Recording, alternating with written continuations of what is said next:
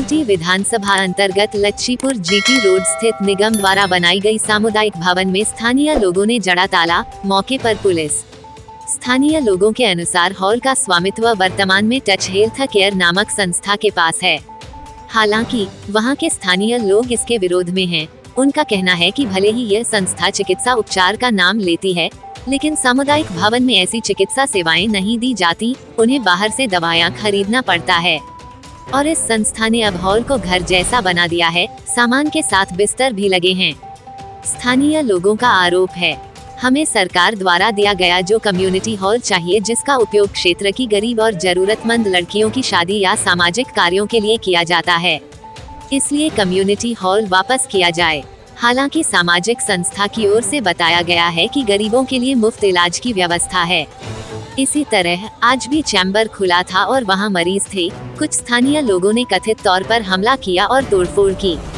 उन्होंने कथित तौर पर कहा कि कुछ दवाएं नष्ट कर दी। सूचना मिलने पर नियामतपुर फाड़ी पुलिस मौके पर है। আমরা দেখি ঠিক আছে ডাক্তারের নাম করে, হ্যাঁ ডাক্তারের যারা গরিব দুঃখী তাদের হয়তো চিকিৎসা চলবে, কিন্তু চিকিৎসা তো কিছুই চলে না। সবাইকে ওই এক রকমের, কেউ হয়তো বললো মাথা ব্যথা, কেউ হয়তো বললো কোমরে ব্যথা, কেউ জ্বর, কিন্তু সব একই রকমের ওষুধ দেওয়া হয়। ওষুধ বাইরের থেকে লিখে দেওয়া হয়। যখন বাইরের থেকে লিখেই দেওয়া হয় তাহলে আমাদের এটা দরকার নেই। আমাদের যেরাম ছিল আমাদের সেরামেই থাকুক।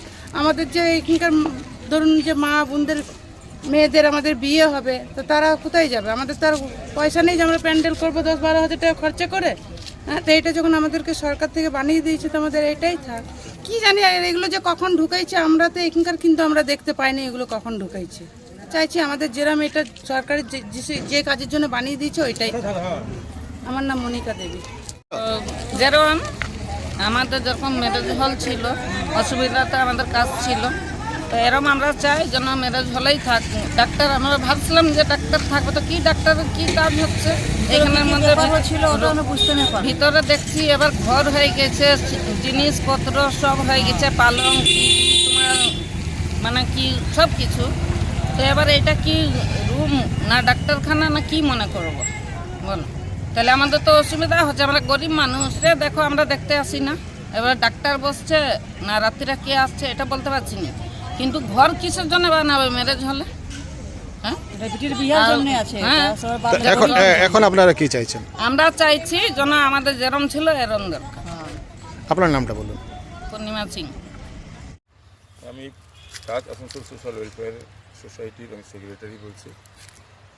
আমাদের এখানে একটা এনজিও চলে, এনজিওতে আমরা ফ্রি সব সার্ভিস দিই, মেডিকেল সার্ভিস, ফ্রি মেডিসিন দিই, ফ্রি চশমা দিই।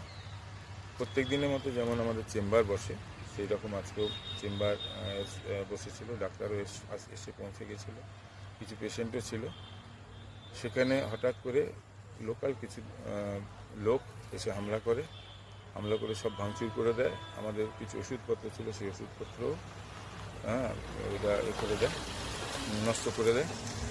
তারপরে ওদের বক্তব্য হচ্ছে উপরে একটা যে রুম আমাদের হয়েছে সেটা হচ্ছে ডাক্তাররা বাইরে থেকে আসে, বর্ধমান থেকে আসে, পুরুলিয়া থেকে আসে।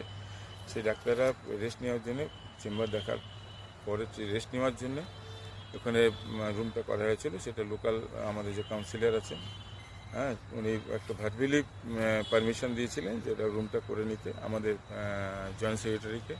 সেই মতো রুমটা করেছে। সেই রুমটা কেন করা হয়েছে, সেই জন্যেই রুমটা থাকার জন্যই করা হয়েছে। এইভাবে একটা আমাদের অব্লিগেশন এসছে, কমপ্লেন দিয়ে ওরা ভাঙচুর করে। তারপরে হঠাৎ করে ফাঁড়ি থেকে, নিয়ামতপুর ফাঁড়ি থেকে